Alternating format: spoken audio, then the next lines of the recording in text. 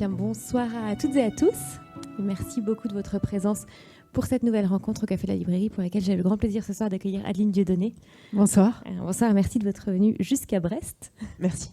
Alors, quelques mots pour vous présenter. Pour commencer, vous êtes une écrivaine belge et c'est par le théâtre que vous êtes venue à l'écriture lorsqu'en 2017, vous avez écrit et interprété le seul en scène Bonobo Moussaka. Alors, la même année, vous remportez le grand prix du concours de la Fédération Wallonie-Bruxelles pour votre première nouvelle et vous vous lancez dans l'écriture de votre premier roman. La vraie vie paraît en 2018 et c'est un choc et un immense succès. Alors, ce roman initiatique d'une petite fille cherchant à se construire dans un monde écrasé par un père tyrannique, porté par une écriture intense, fulgurante, a rencontré de très nombreux lecteurs,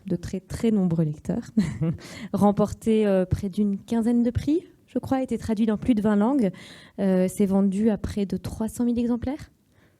Et après cela, vous avez publié Kérosène, un livre entre recueils de nouvelles et romans que vous qualifiez vous-même d'OLNI, objet littéraire non identifié.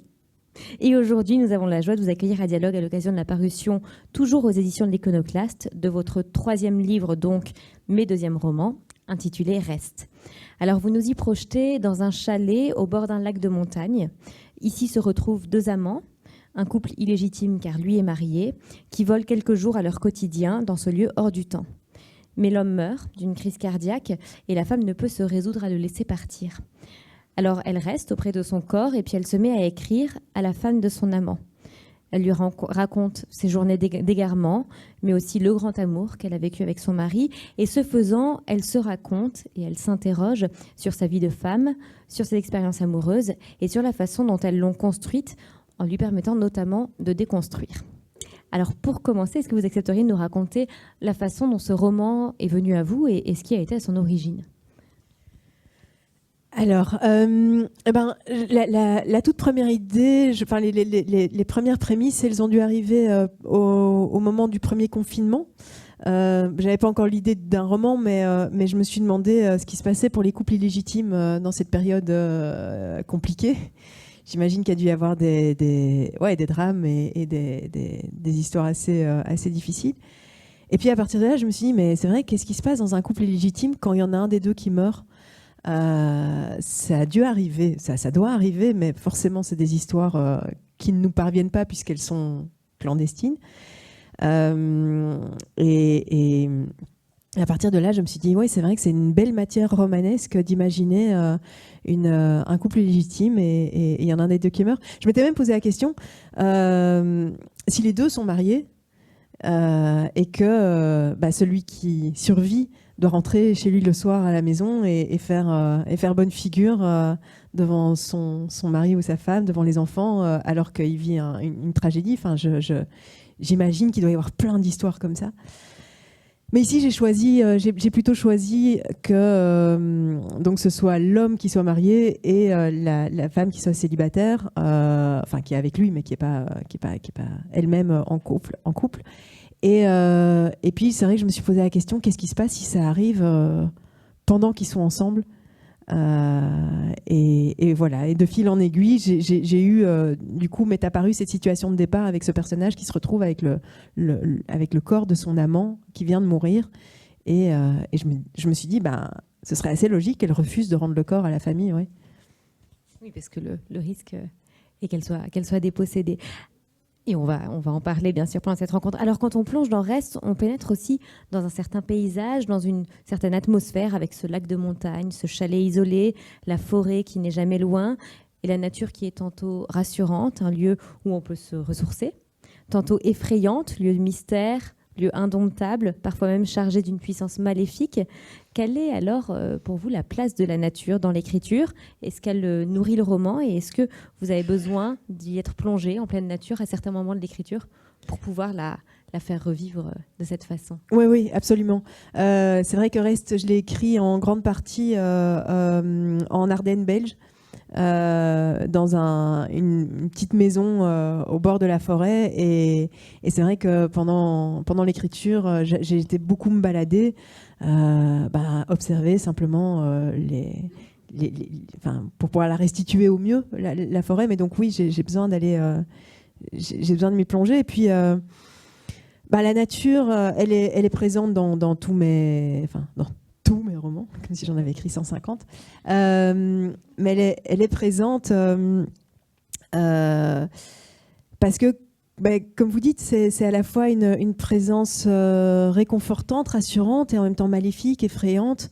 J'ai un rapport un petit peu ambigu avec la forêt en particulier, parce que vraiment et la nature en particulier. Il y a plusieurs, il y a plusieurs dimensions. C'est que d'une part, quand j'écris un roman, je vais passer plusieurs mois dans le décor de ce roman, pas physiquement, mais moi je vais devoir m'y plonger tous les jours et m'immerger dans ce décor. Donc j'ai plutôt intérêt à choisir un décor dans lequel qui m'attire et dans lequel je me sens bien. Donc c'est vrai que là, le lac, la montagne, c'est des décors qui m'attirent personnellement beaucoup plus que la ville, et en tant que lectrice aussi. C'est-à-dire que si un libraire veut me vendre un bouquin, ce sera beaucoup plus facile de me vendre quelque chose qui se passe. Si on me dit c'est une histoire, alors ça se passe dans la forêt, je pense qu'en fait il n'y a même pas besoin de développer, je prends le bouquin. Alors que quand on me dit alors ça se passe à Saint-Germain-des-Prés, il va falloir pas mal d'arguments pour me convaincre derrière. Donc il y a ça, et puis c'est vrai que tout en écrivant, je réalisais que la forêt incarnait pour mon héroïne un double.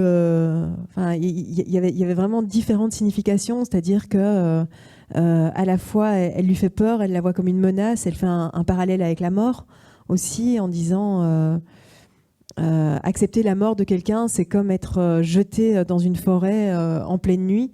Et si on nous dit qu'on n'aura plus jamais le droit de revenir à la maison, qu'on va devoir vivre dans la forêt, y dormir, se nourrir là, en fait, au départ, ça doit être complètement vertigineux. On doit avoir l'impression qu'on va mourir. Et puis, en fait, probablement qu'on s'y habitue, probablement qu'au fur et à mesure, on commence à avoir moins peur, on se familiarise avec les bruits, avec l'obscurité, avec les ténèbres.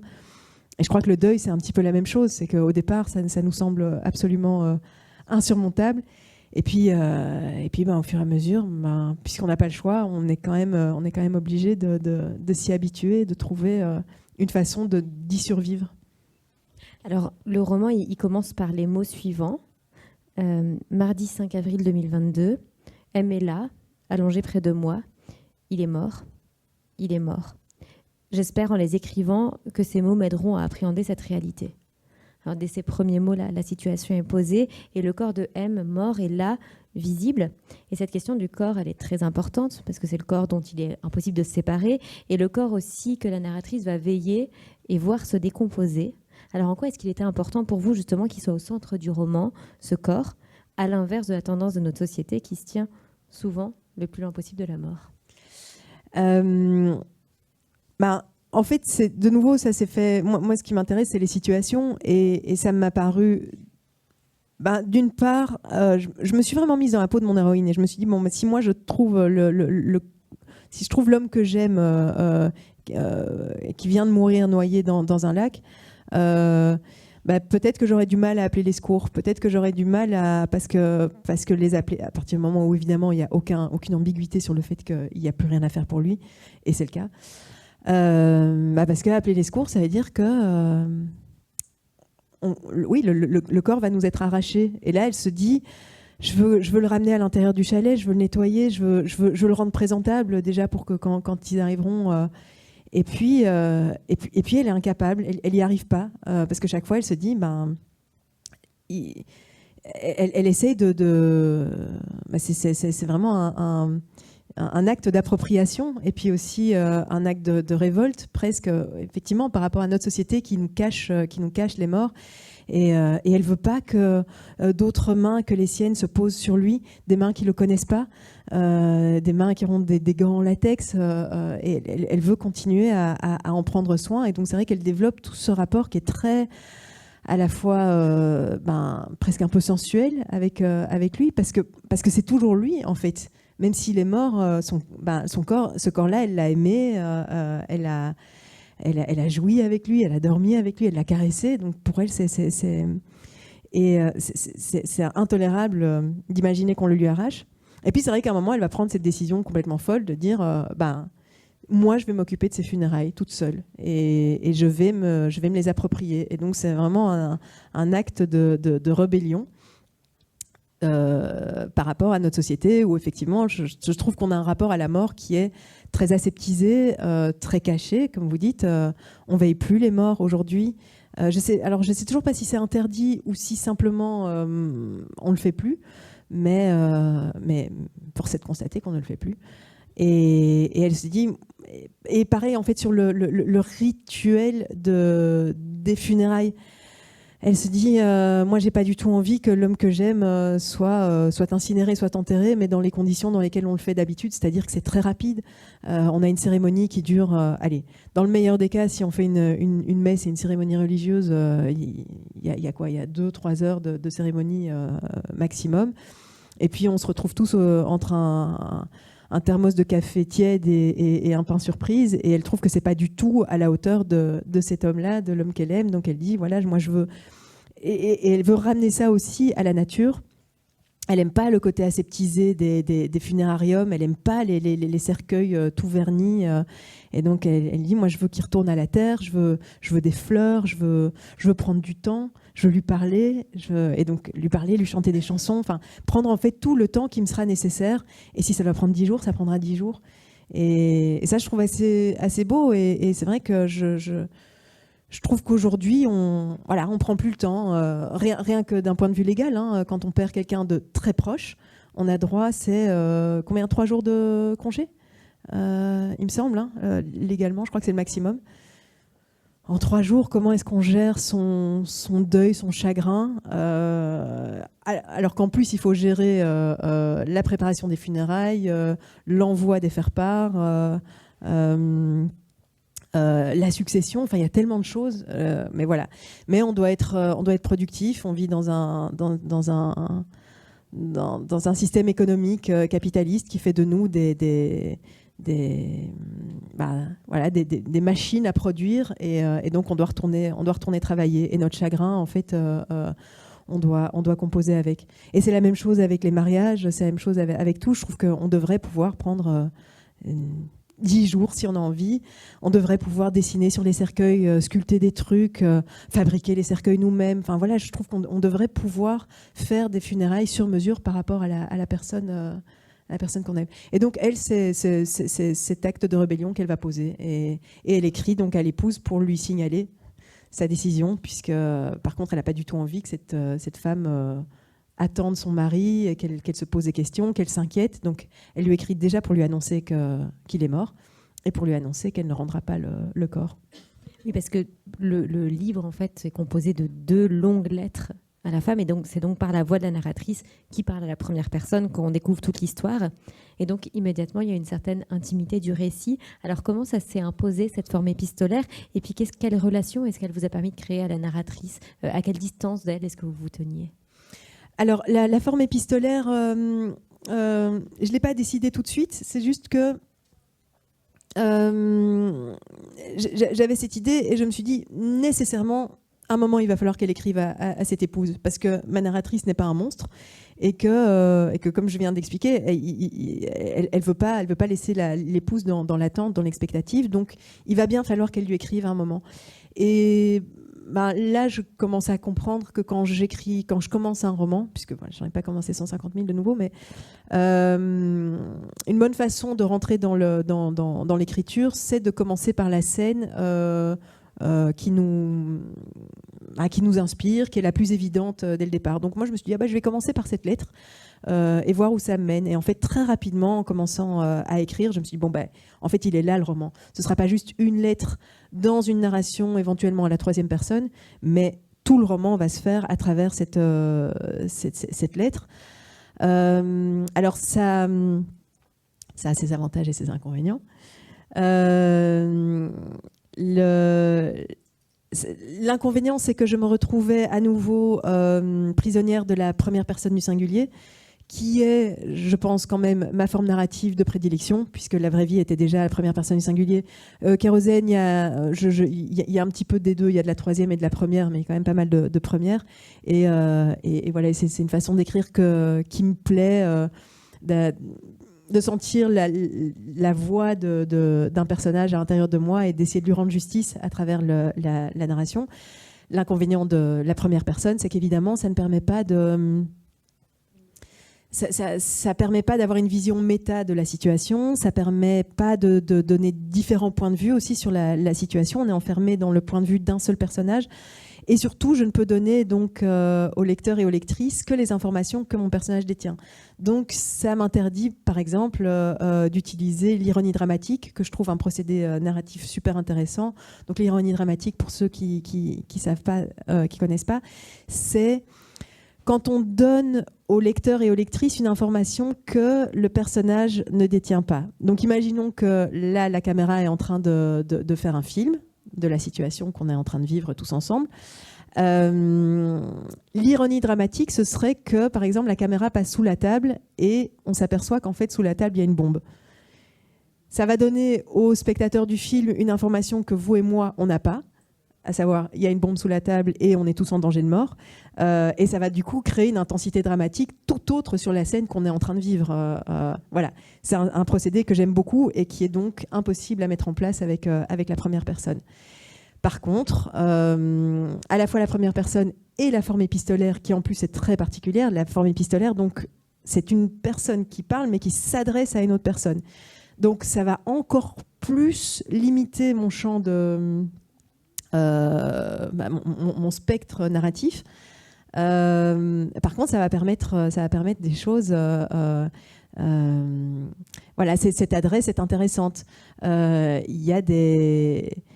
Parce que vous, ça vous permet de lire en vous disant « Ok, mais elle est en train de s'adresser à l'épouse ». Donc ça donne aussi une dimension autre. Les mots prennent une autre saveur.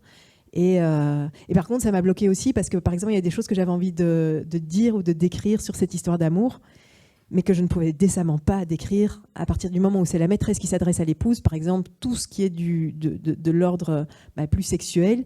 C'est vrai qu'à un moment, quand on raconte une histoire d'amour, on a envie de dire comment c'était formidable leurs ébats amoureux, de pouvoir les décrire, de faire quelques belles scènes de sexe. Forcément, une maîtresse qui écrit à l'épouse, si elle a un minimum de décence, elle ne va pas lui décrire par le menu comme son mari était un formidable amant avec elle. Donc voilà, donc ça a posé. Mais j'ai vraiment beaucoup aimé cette forme, et c'est vrai que ça a créé un rapport entre la narratrice et moi qui était très proche, très intime, et je pense que c'est pour ça qu'on dit que c'est mon roman le plus personnel. Ouais. Oui, parce que ça vous a mené aussi de la narration vers l'introspection. Enfin, ça a mené la narratrice. Absolument. Oui, tout à fait. Oui, parce qu'en plus, alors il y a. C'est l'introspection de la narratrice, parce qu'elle se prend au jeu de l'écriture, et toute personne qui écrit, à un moment, on réalise à quel point on digresse, à quel point à un moment, effectivement, on va rentrer dans quelque chose d'introspectif. Et ça, je ne l'avais pas anticipé en commençant le roman, mais donc un chapitre sur deux devient... Donc il y a un chapitre sur deux qui est vraiment la narration en temps réel. Qu'est-ce qui se passe ? Elle raconte à l'épouse ce qui lui arrive dans la montagne à balader le corps. Et donc c'est un page-turner, il y a une dimension thriller parce qu'évidemment il y a beaucoup de tension autour de cette situation. On ne se promène pas avec un cadavre sur la banquette arrière en toute impunité. Et un chapitre sur deux, elle se met à raconter, puisqu'elle estime aussi qu'elle doit quelque chose à l'épouse. Et donc, elle se met à lui raconter sa propre vie amoureuse. Et elle rentre dans une forme beaucoup plus introspective, où elle se retourne sur sa vie et elle fait le bilan de sa vie amoureuse pour expliquer, et pour s'expliquer à elle-même, parce que vraiment, chemin faisant, en fait, on réalise qu'elle écrit aussi beaucoup pour elle, pour s'expliquer comment elle s'est retrouvée dans cette situation-là, à être la maîtresse d'un homme marié. Alors, c'est intéressant, cette narratrice, on ne connaît jamais son nom, ni d'ailleurs celui de son amant, qui est désigné par la lettre M. C'était aussi le cas de la plupart des personnages de la vraie vie. Je crois qu'il y avait seulement le prénom du petit frère, Gilles, qui apparaissait. En quoi est-ce que c'est important pour vous de ne pas nommer les personnages ? Est-ce que ça les enferme moins ? Est-ce que ça leur laisse une plus grande liberté ? Oui, ça apporte une dimension peut-être plus universelle au récit. Mais je ne suis pas sûre. C'est clairement une pente qui est la mienne. je suis pas sûre que ce soit en fait très positif de vouloir rendre à ce point-là les récits universels. Enfin, ouais, après, il n'y a pas de jugement à avoir, mais c'est vrai que la vraie vie, comme c'était un conte et que c'était raconté, enfin, il y avait vraiment cette dimension un petit peu conte qui flotte un petit peu au-dessus du réel, qui est pas complètement ancrée. Je nomme pas les lieux, je ne situe pas l'action géographiquement, et donc c'est vrai que et en plus, comme c'est raconté par une petite fille. Souvent, les enfants, en fait, ils s'en foutent des prénoms, et donc ils vont plutôt nommer les gens par une caractéristique physique. Donc c'est vrai qu'il y a la plume, le champion, voilà, il y a des personnages comme ça qui sont surnommés. Gilles, c'était impossible de faire autrement, le petit frère. Et ici c'est particulier. Oui, dans la vraie vie, elle n'a pas de prénom, mais ça c'est plus parce que en fait la première personne du singulier, quand on parle à la première personne du singulier, c'est rare qu'on se nomme soi-même, et donc en fait naturellement son prénom, il apparaissait une fois à la fin du manuscrit, et donc j'ai décidé de le supprimer parce que s'il apparaît qu'une fois, il vaut mieux l'enlever. Donc pour Ray, c'était la même chose. C'est pour ça que l'héroïne, on n'a jamais son prénom.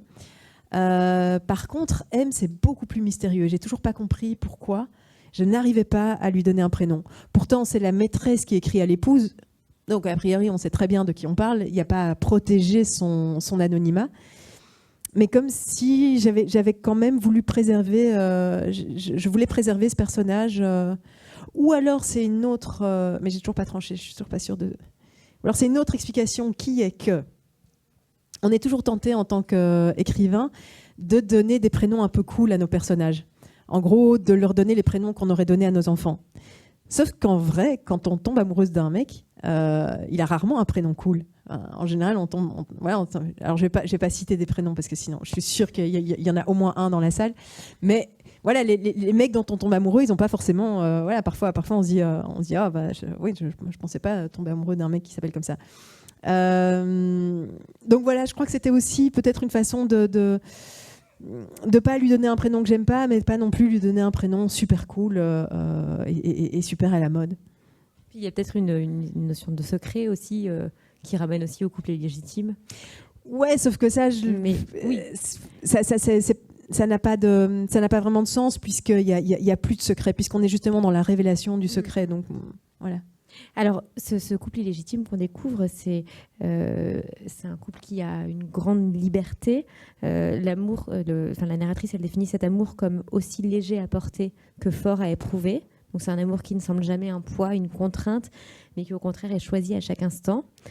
Comment est-ce qu'il s'est dessiné cet amour sous votre plume, et en quoi est-ce qu'il était important d'en faire une très belle histoire, sans fausse note, en dépit de la situation de départ d'illégitimité qui est souvent vue d'abord comme immorale?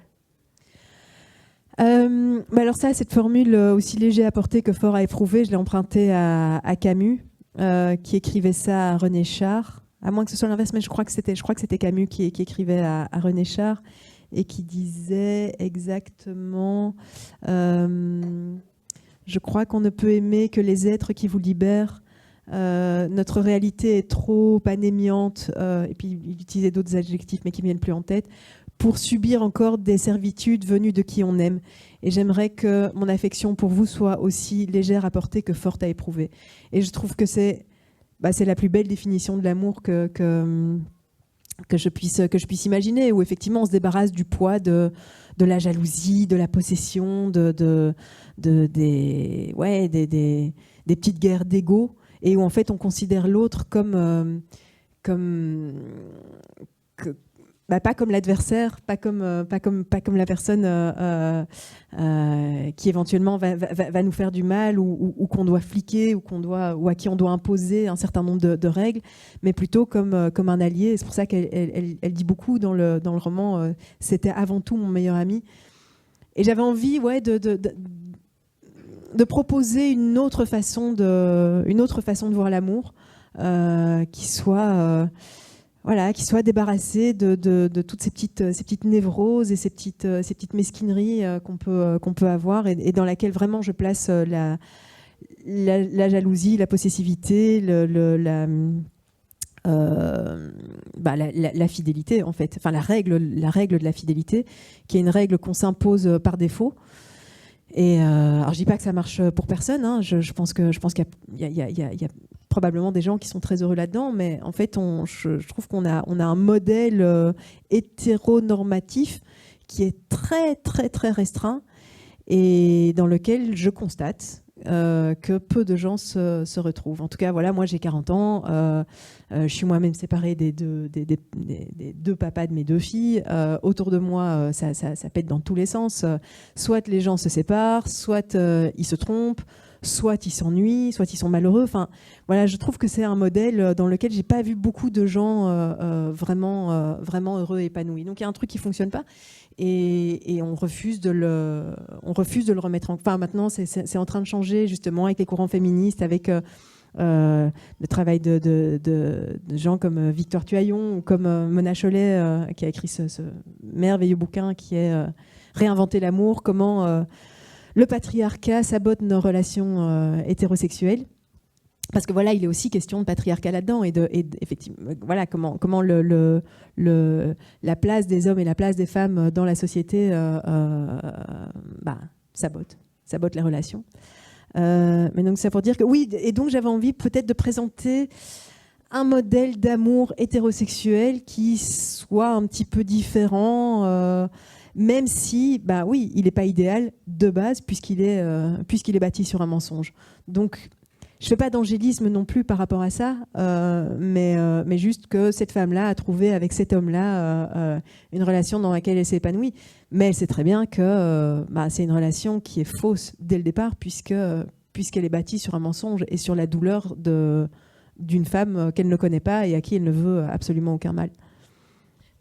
Mais c'est une relation qui est fausse, mais qui lui convient. Enfin, qui l'épanouit, elle. Qui l'épanouit, totalement. Elle est épanouie, et c'est une longue relation. C'est-à-dire qu'au moment où il meurt, ça faisait 8 ans qu'ils avaient cette relation. Donc, effectivement, on n'est pas dans une petite aventure extra-conjugale. On sait qu'il n'est pas juste question de sexe, que vraiment, c'est une relation qui est beaucoup plus ancrée, beaucoup plus profonde, et dans laquelle... la tendresse, l'amitié a pris énormément de place. J'ai même hésité un moment à raconter qu'ils avaient plus de sexualité parce qu'eux-mêmes s'étaient un petit peu lassés l'un de l'autre, mais que leur relation avait survécu à l'arrêt de la sexualité. Et ça aussi, c'est une grande question. Je trouve qu'on... souvent, en tout cas, moi j'ai vu autour de moi, dès que le désir n'est plus là, et ça arrive quand même abominablement souvent, ça remet en question toute la relation. Et pourquoi est-ce qu'à un moment, on ne pourrait pas se dire, ok, on baise plus, c'est pas très grave. Il y a encore tellement de choses. On adore aller au marché ensemble, on adore jardiner, on adore lire des bouquins, on adore élever nos enfants. Il y a plein d'autres choses en fait qu'on peut adorer faire ensemble. Et pourquoi est-ce que l'arrêt du sexe serait forcément l'arrêt de mort du couple ? Alors, à un moment, la narratrice écrit « Les souvenirs se révèlent à la lumière du présent ». Et en effet, quand elle écrit ses lettres, quand elle revient sur cette histoire d'amour, son amant vient de mourir, elle vient de vivre un choc d'une grande violence, de prendre conscience brutalement de la fragilité de toute chose et de la fin irrémédiable. Et puis, en même temps, en se retournant sur son passé, elle réalise tout ce que cet homme lui a apporté.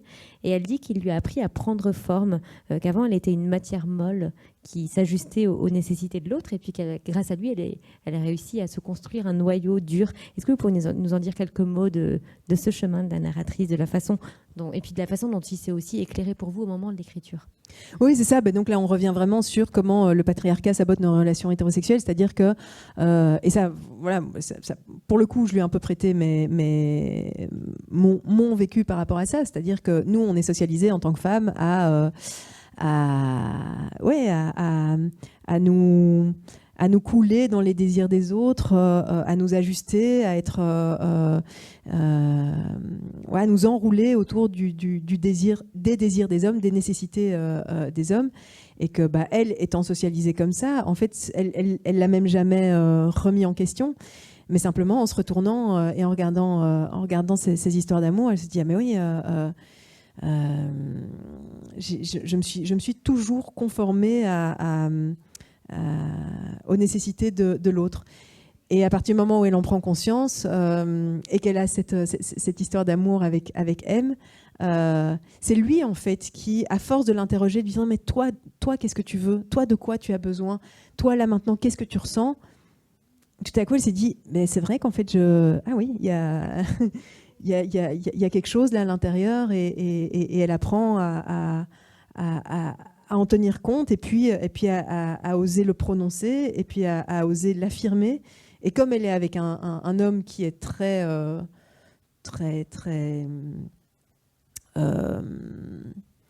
généreux par rapport à ça, enfin, ou en tout cas très à l'écoute, ça lui permet vraiment de faire cet apprentissage.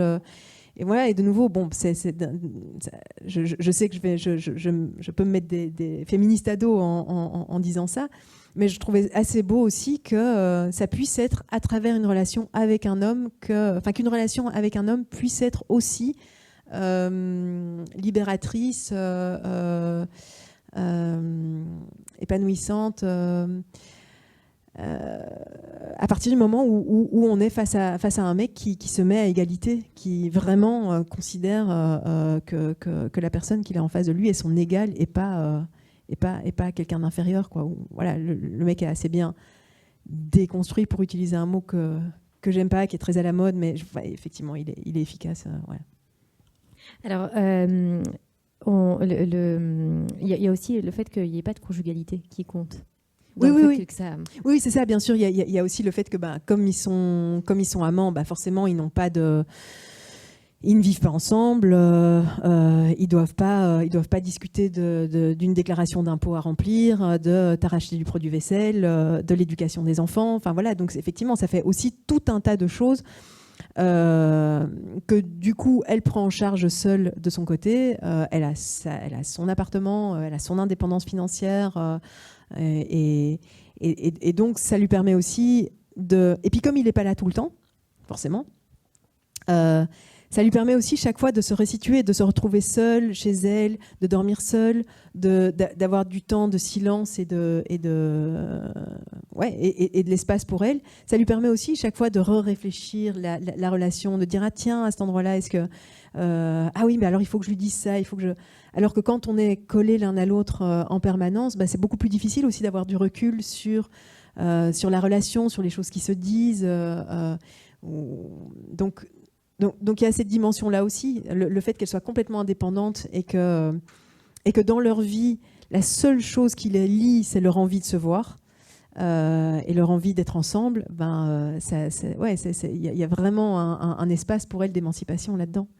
Et toute cette émancipation, tout ce chemin qu'elle a parcouru et qu'elle retrace dans le livre, enfin dans la lettre, on a le sentiment qu'elle le comprend au fur et à mesure qu'elle l'écrit. Alors, est-ce que pour vous aussi, écrire, c'est un processus d'élucidation, de compréhension ? Ah oui, complètement, bien sûr, évidemment. C'est un processus de pensée qui est plus puissant, je trouve, que la conversation. Même s'il y a plein de choses que je comprends en parlant avec mes amis ou en parlant avec ma psy. Bien sûr, la pensée se construit aussi à l'oral et c'est important.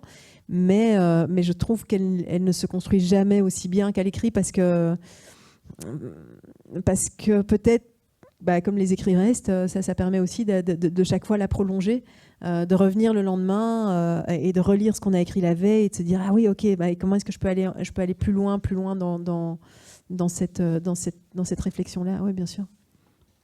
Alors le reste finalement c'est un roman, c'est clairement un roman qui ne laisse pas indemne, c'est un roman qui dérange, qui interroge, qui en même temps cette très belle histoire d'amour, c'est un livre où la tendresse est présente, l'histoire de cette femme qui est parvenue à se reconstruire.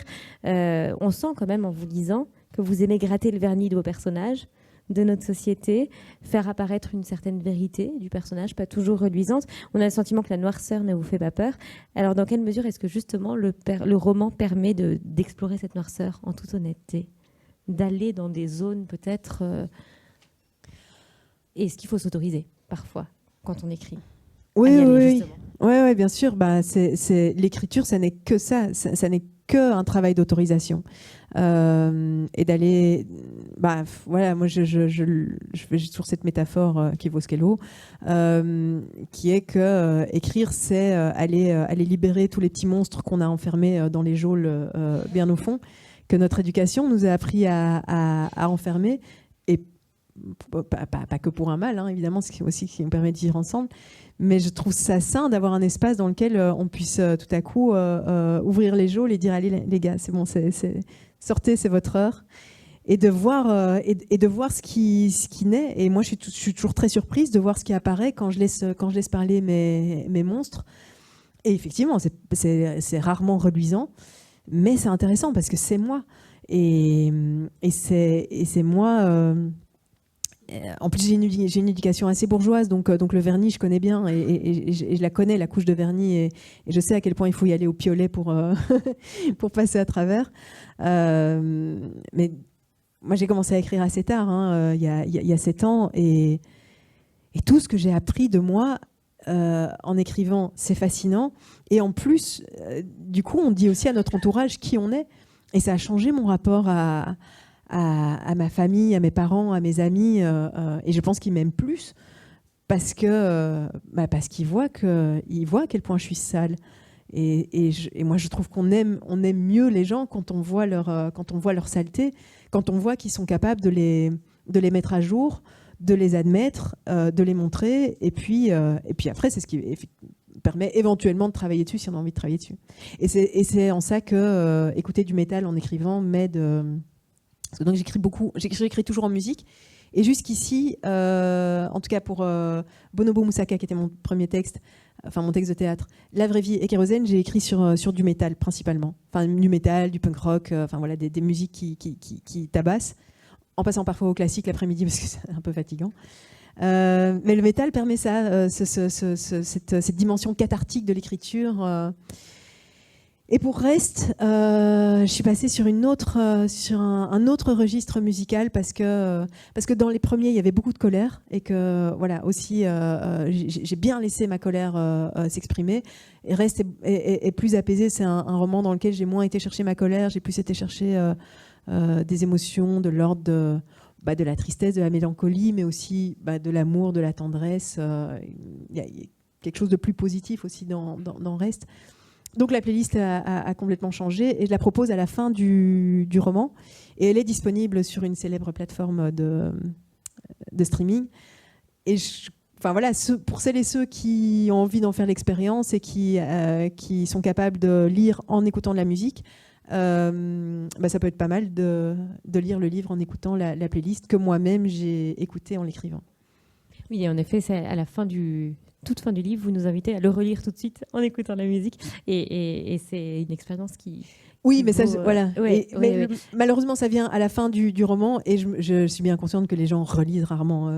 On a un peu... des passages même. Oui, ou des passages. Oui, tout à fait. Mais donc, je pouvais pas la mettre au début parce que c'était vraiment bizarre de commencer un livre en proposant d'abord une playlist. Donc, elle vient à la fin, mais en même temps, c'est pour ça que je suis contente quand je vais en librairie de pouvoir le dire aux futurs lecteurs et lectrices. Ouais. Mais ça veut dire que tout au long de l'écriture, la musique nourrit le texte et le texte nourrit la musique et que tout se construit. Absolument, oui, tout à fait. Oui, et pour Reste, c'était amusant parce que j'avais l'idée de départ, donc de cette femme au bord d'un lac avec le corps de son amant mort. J'avais pas encore commencé à écrire et tout à coup j'ai entendu une chanson que j'avais jamais entendue qui s'appelle Astral Plane de Valérie June. Et je ne sais pas pourquoi, tout à coup, cette musique m'a transportée dans le roman. Je voyais le personnage, je ressentais son désarroi, je voyais le décor. Et donc, j'ai commencé à écrire le début de cette première lettre en écoutant Astral Plane en boucle, du coup. Et je trouvais qu'il y avait vraiment quelque chose d'ultra cohérent entre la musique et l'atmosphère du livre. Et puis après, j'ai étoffé la playlist au fur et à mesure que j'écrivais. Donc oui, il y a vraiment un entrelacement du roman et de la playlist. Ouais. Alors, on parlait du fait que ces romans remuent. Quand on finit la lecture, on continue à penser au livre longtemps après. Il y a aussi des zones d'ombre qui subsistent dans le roman, des chemins narratifs qui s'ouvrent sans être nécessairement poursuivis. Tout n'est pas dit, comme dans la vie finalement. Et ça laisse finalement une grande place au lecteur. Alors je me demandais quelle était la place du lecteur, justement, pour vous au moment où vous écrivez. Et est-ce qu'elle change, est-ce qu'elle évolue après un succès comme La vraie vie ? Alors, je suis désolée, je pense pas du tout aux lectrices au moment où j'écris. Je suis trop occupée avec les personnages et les situations et je peux pas au moment où j'écris penser à la façon dont les gens vont le recevoir, dont les gens vont le lire. Par contre, c'est vraiment un travail d'édition et c'est un apprentissage que j'ai fait sur mon premier roman, La vraie vie. C'est quand je retravaille le manuscrit, déjà de couper beaucoup, de couper des morceaux de phrases. Donc, ce n'est pas des paragraphes entiers, quoique parfois ça arrive, il y a parfois un paragraphe qui est simplement superflu. Mais souvent, c'est plutôt des bouts de phrases ou des mots, parce que j'ai parfois tendance, quand j'écris, à être un peu explicative, à vouloir donner chaque fois la petite explication qui n'est pas nécessaire, en fait, et qui vaut mieux qu'en fait, vous comprenez très bien, mais vous le comprenez en creux. Et c'est beaucoup plus valorisant plutôt que de... on vous... Ouais, c'est comme expliquer une blague, quoi. Enfin, c'est ridicule, c'est ne pas faire confiance à l'intelligence de la personne qu'on a en face de soi. Et ça a vraiment été un travail qu'on m'a fait faire sur La vraie vie et que j'essaye de faire toute seule, mais que mes éditrices continuent de faire, qu'elles ont fait pour Reste. Et puis après, ouais, il y a quelques... C'est rigolo, vous êtes la première à relever ça. Il y a quelques petites phrases ou des personnages, par exemple, je pense à Jackie, qui à un moment dit... il a une phrase un petit peu particulière et la narratrice dit « Ah, je crois qu'en fait, il était venu pour me parler de ça. » Et on ne saura jamais de quoi il venait. Moi, je le sais de quoi il venait lui parler. Et c'est vrai que, mais parfois, on a ça dans la vie aussi. On est en pleine conversation avec quelqu'un et on est tellement sur ses problèmes, sur ses trucs, en train de parler de soi, que après, en rentrant à la maison, on se dit « Mais elle m'a dit ça. Mais, ah merde, je crois qu'en fait, elle avait quelque chose à me dire et j'ai pas été à l'écoute, j'ai pas été là pour... » donc ça c'est intéressant et à un moment aussi avec Sonia quand elle parle de son enfance, de la secte et tout ça, en fait effectivement moi je sais très bien il y a tout un que j'exclus pas d'ailleurs de mettre dans un autre voire même avec Sonia en fait c'est une histoire que j'ai écrite et donc elle est là elle avait rien à faire dans ce roman parce que ça aurait vraiment été une espèce de spin-off comme ça dans le roman qui n'avait pas de sens. Mais ouais, toute cette histoire de secte et d'enfants, elle est en cours d'écriture et donc moi je trouve ça chouette aussi quand les œuvres peuvent se rejoindre, se répondre. J'exclus pas de reprendre des personnages de Kérosène dans d'autres romans. Ouais. Alors du coup, il y a une autre partie de ma question sur après La vraie vie. Se remettre à l'écriture, c'était un... Ouais, c'était... Ouais. C'était une fameuse épreuve. Ouais, parce que donc faut savoir que la vraie vie, quand on écrit son premier roman, on l'écrit en se disant qu'il y a très peu de chances qu'il soit publié. L'ordre de grandeur, c'est à peu près sur les maisons d'édition, sur 50 romans, sur 50 manuscrits qu'elles reçoivent, elles en publient un. Donc on sait déjà que quand on écrit un roman, il y a quand même il y a qu'une chance sur 50 pour qu'il soit, si tant est qu'on le termine. Parce qu'après, on ne parle même pas de tous les manuscrits inachevés.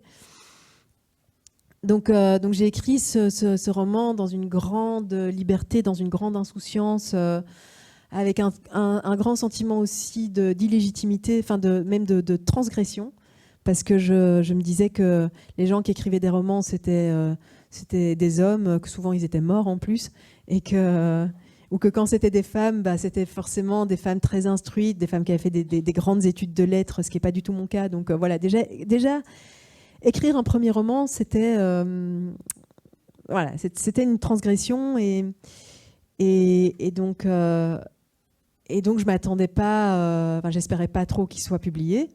Il l'a été. Une fois qu'il est publié, pour moi, c'est bon, le boulot est fait, quoi. Après, il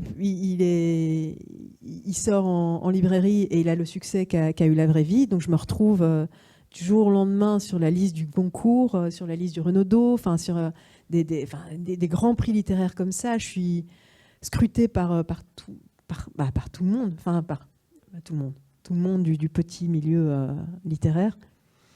Mais donc c'est super intimidant, c'est très très déstabilisant. Et donc quand il faut se remettre à écrire, tout à coup on dit Moi qui ai passé mon premier à écrire pour personne, là, tout à coup, je dois écrire pour 300 000...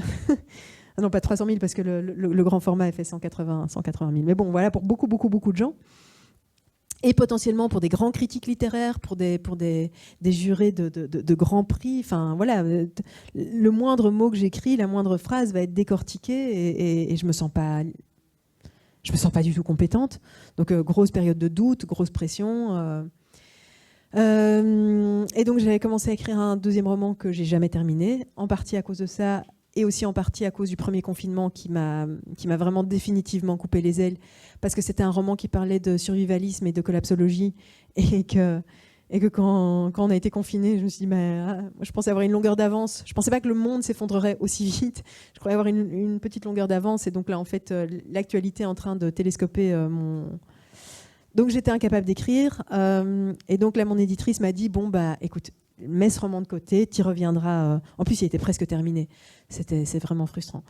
Mets ce roman de côté et fais-toi plaisir avec des choses que tu sais faire, qui sont faciles pour toi et dans lesquelles tu t'éclates, à savoir les nouvelles. Et donc, j'ai commencé à écrire des nouvelles juillet 2020, donc juste à la fin du premier confinement, quand en plus on commençait à revivre un peu, que les restaurants rouvraient et tout ça. Et donc, j'ai écrit ce livre, mais dans une innocence et une jubilation en plus. J'ai une innocence parce que je ne pensais pas du tout qu'il serait publié si rapidement. Moi, je pensais que je faisais ça plus pour me remettre en confiance, pour retrouver le plaisir d'écrire et tout ça. Et au bout de quelques mois, quand c'est vrai que ça a commencé à ressembler à un manuscrit, parce que je me suis mise à relier les nouvelles entre elles, à faire se rencontrer les personnages dans un lieu commun qui était donc une station-service un soir d'été, ma maison d'édition, ils m'ont dit voilà, il est là ton deuxième livre. Et j'étais ok. Donc Kérosène est sorti, et en plus la presse, du coup l'Iconoclaste, ils n'ont pas mis dessus recueil de nouvelles parce que c'est pas un recueil de nouvelles, et qu'en plus vous êtes bien placé pour savoir que les recueils de nouvelles ça vend pas bien du tout. Ils n'ont pas mis roman non plus parce que ça aurait été malhonnête de le vendre comme un roman, mais la presse, les lecteurs s'en sont emparés comme d'un roman. Et moi qui croyais publier un petit objet un peu comme ça, un petit truc pour dire allez, je vous donne ça pour patienter avant le suivant, comme toute proportion gardée, mais Nicolas Mathieu avait fait Rose Royale après son concours, leurs enfants après eux. En fait, non, il a été vraiment reçu comme un deuxième roman. Il a eu les honneurs de la presse, il a eu un succès dingue. Et donc, tout à coup, je me suis dit, c'est génial. J'ai écrit mon deuxième roman. Enfin, en tout cas, j'ai passé l'épreuve du feu par la bande sans en être complètement consciente. Et donc, c'était extraordinaire. Ce qui n'a pas empêché que quand je me suis remise à l'écriture de Reste, j'étais de nouveau tétanisée. J'avais moins qu'après la vraie vie. Mais enfin, ça reste. Ça reste. Et puis, j'ai toujours un sentiment d'imposture, d'illégitimité, mais de nouveau, parce que je suis socialisée, en tant que femme, on est aussi beaucoup plus formés à nous remettre en question, à pas croire en nous, à remettre en question notre talent, à remettre en question notre mérite. Voilà.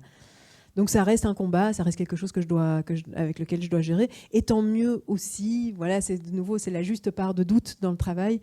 C'est bien aussi de pas se dire oui, bien sûr.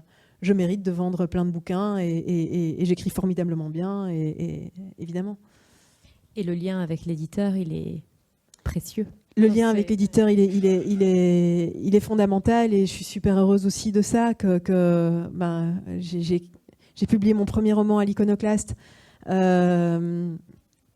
Et c'est une belle histoire parce que c'est vrai que c'est une maison d'édition qui est pas. C'est une maison d'édition qui existe depuis longtemps, et qui était déjà importante au moment où je suis arrivée, mais c'est vrai que c'est pas un des gros poids lourds de l'édition, c'est pas Galligresseuil, et surtout ils sont pas habitués aux grands prix littéraires, donc c'est vrai que chaque fois que je sais pas si quand on est publié chez Gallimard, quand on est sur la liste du Goncourt, tout le monde se met à hurler en faisant des danses de la joie dans les bureaux, donc ça c'était super gai. Et donc c'est chouette, que l'histoire s'inscrive, que ça a été leur premier très très très gros succès en littérature, et qu'on puisse grandir comme ça ensemble, c'est formidable. Après, à l'intérieur de la maison, il y a les éditrices. Enfin, je le féminise parce que vraiment, c'est un métier qui est... je ne vais pas citer de chiffres, mais qui est quand même majoritairement féminin. Voilà, moi, j'ai mon éditrice qui avait travaillé avec moi sur La Vraie Vie, qui s'appelait Julia Pavlovitch, qui a quitté l'Iconoclaste au moment où je terminais le manuscrit de Kérosène. Donc voilà, ça demande aussi de se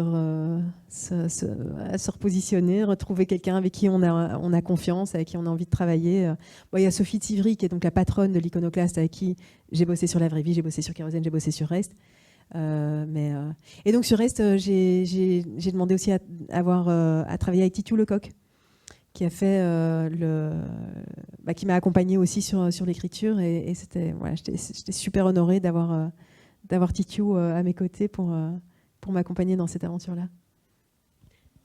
Alors, est-ce qu'il y a des questions ? Je crois que La Vraie Vie a fait l'objet aussi d'une mise en place d'une pièce de théâtre. Absolument, oui. Alors, qu'est-ce que vous avez préféré, alors, jouer la pièce de théâtre ou écrire le livre ? Être sur scène et livrer son texte au public, c'est quand même le plus grand kiff qui puisse exister. Parce que la frustration en tant qu'écrivaine, c'est que je ne suis pas là pour voir vos réactions, vos émotions au moment où vous lisez le livre, alors que quand on est sur scène et qu'on peut... c'est comme un cuisinier qui a préparé un bon plat, c'est quand même très agréable de voir les gens le manger. C'est assez moche comme image. Mais bon, bref. Donc c'était très chouette. Après, les répétitions, ça a été difficile parce que je suis comédienne de formation, mais je n'avais pas joué depuis l'école, donc c'est-à-dire depuis 15 ans. Et je crois que le metteur en scène avait un tout petit peu sous-estimé mon manque de pratique et d'expérience. Et donc, et qui m'avait donné une partition qui était quand même très, très... très très conséquente. Donc voilà, j'ai pu éprouver à quel point c'est confortable d'être à la maison. Le travail d'écriture est confortable d'être à la maison en pyjama avec mon chat sur les genoux et une tasse de thé à portée de main. C'est quand même nettement moins confortable de travailler en équipe, de se mettre en danger sur une scène de théâtre. Mais après, les représentations, c'est... j'avoue que c'est... Voilà. Le plaisir est à la hauteur de ce que ça coûte en investissement et en terreur. Ouais. Merci beaucoup. Merci à vous pour votre venue, pour cette rencontre. Merci. Merci à toutes et à tous.